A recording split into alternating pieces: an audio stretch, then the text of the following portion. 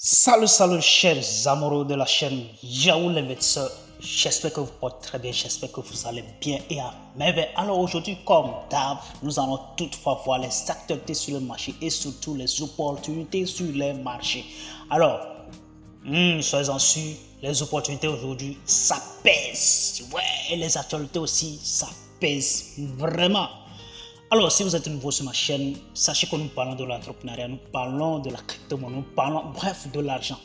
Tout ce qui peut gonfler nos comptes en banque. Ouais, bien sûr. Alors, la seule chose que vous pouvez faire actuellement est de s'abonner sur ma chaîne, ensuite de cliquer sur la notification pour ne rien manquer prochainement. Il ne faut surtout pas oublier de déposer un pouce bleu, ensuite de partager massivement. Ouais, il faut partager seulement. Ok, il faut vraiment partager. Alors, aujourd'hui, comme toujours, on va toujours voir, les marchés nous donnent toujours l'envie ces derniers temps de voir si le marché est en train de se retourner, voir le Bitcoin qui a déjà atteint 28 000 dollars, à partir de 20 000 dollars, 28 000 dollars, ce qui veut dire carrément que la hausse a déjà commencé. Mais nous devons aussi poser une question, est-ce que le halving a déjà débuté ou bien c'est moi qui ne vois pas très bien ou bien c'est moi qui ne calcule pas les jours qui restent et tout ça là. Bon, bref, j'arrive à voir que vraiment il reste encore au moins 1 an et demi, voire au moins 2 ans avant le halving day, ok?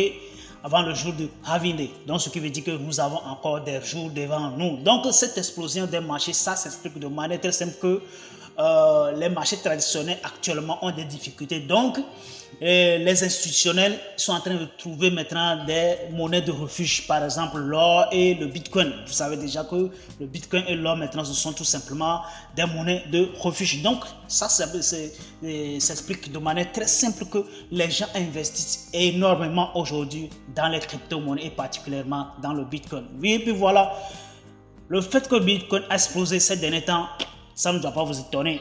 Ça s'explique de cette manière-là, de manière très simple. Donc, je vous invite aussi à commencer à doser le plus tôt possible. Alors, la SEC, vous connaissez déjà ce machin-là qui poursuit. Et puis voilà les banques. Et en plus aussi les services financiers. Par exemple, les plateformes de la crypto-monnaie aujourd'hui sont sur la liste noire de la SEC. Et donc, ça ne lâche pas. Donc, c'est dans ce sens que la SEC a déposé une plainte pour faute à l'encontre de Justice Sun.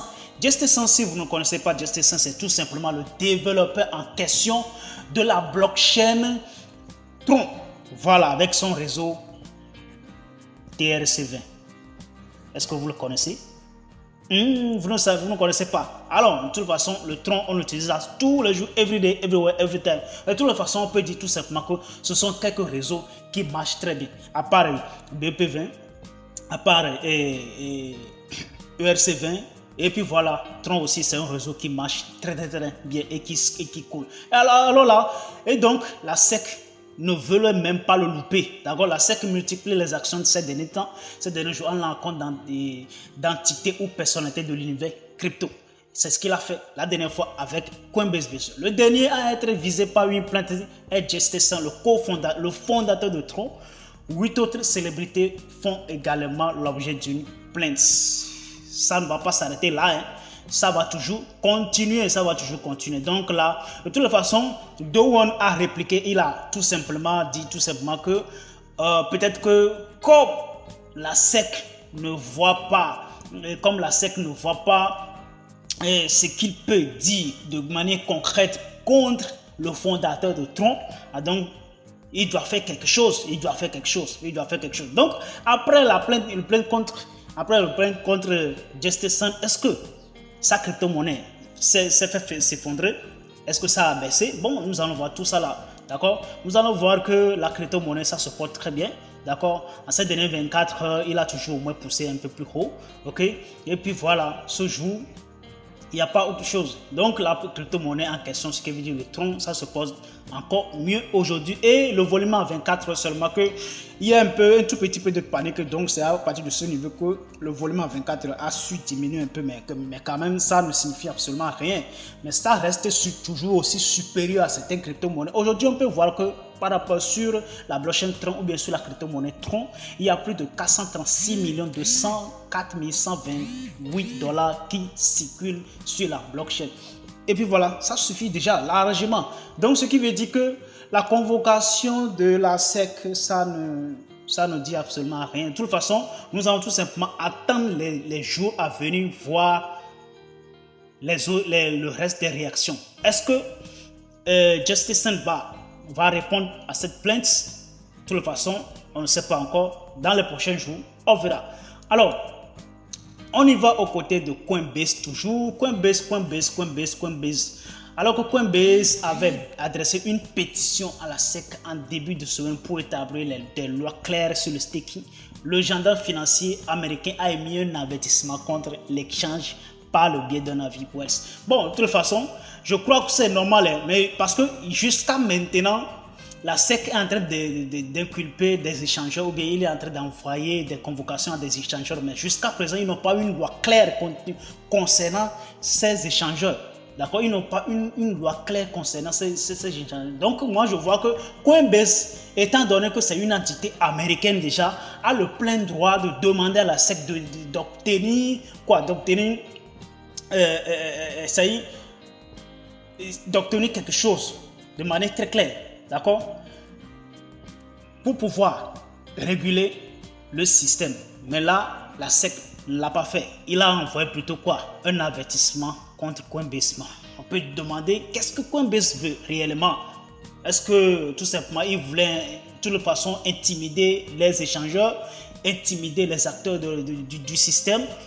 Alors, ou bien tout simplement il est en train de construire un soi-disant du buzz, ou bien pour se faire voir si lui aussi il est en train de travailler. De toute façon, les banques s'effondrent. Il n'a qu'à aller voir ce qui fait que les banques s'effondrent. Au lieu de s'attaquer maintenant aux entités cryptographiques. De toute façon, on est là.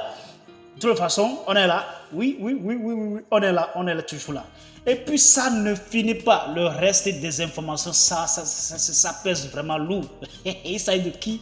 Il s'agit tout simplement du propriétaire de l'UNC, l'ancien Terra Luna. L'ancien Terra Luna. Il s'agit tout simplement de Do Kwon.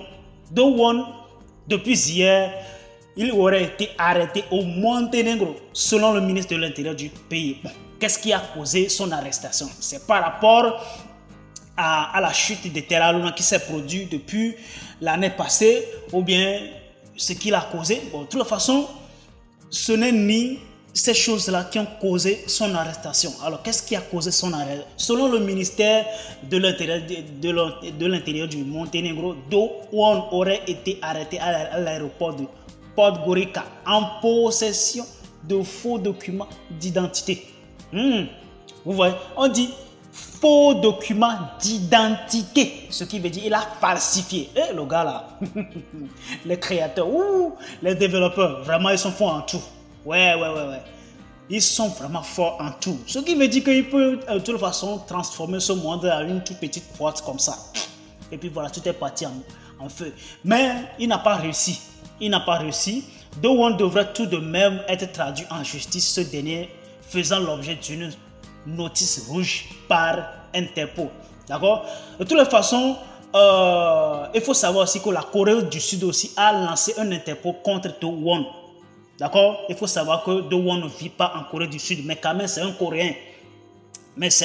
Donc là, comme Monténégro ne peut pas extrader Do Kwon, donc il est obligé, Monténégro est obligé de faire quoi? De juger Do Kwon sur place. Et puis voilà, l'envoyer en prison peut-être pour au moins 1 an ou bien 2 ans. On ne sait pas encore. Pour fraude d'identité, on ne sait pas encore ce que ça va mener. Mais on va toutefois regarder si réellement cette arrestation a agi sur sa crypto-monnaie, bien sûr.